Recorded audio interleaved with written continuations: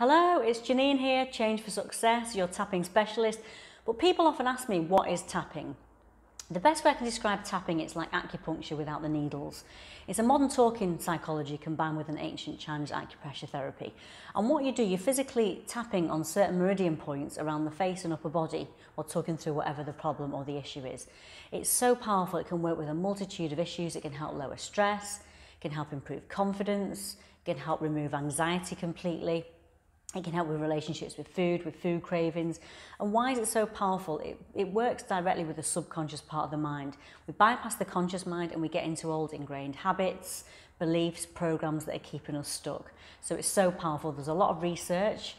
Research shows the moment we start tapping, we lower cortisol, which is the stress hormone.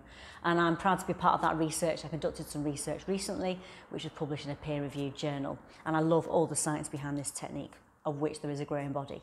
So if you'd like to know any more about how tapping can help you, I've worked with hundreds of clients over the years and we see phenomenal results, and I'm just blown away with how much this technique can help. So if you'd like to know more, do please get in touch, and I'd love to hear from you to tell you how we can help. Okay, thanks for watching.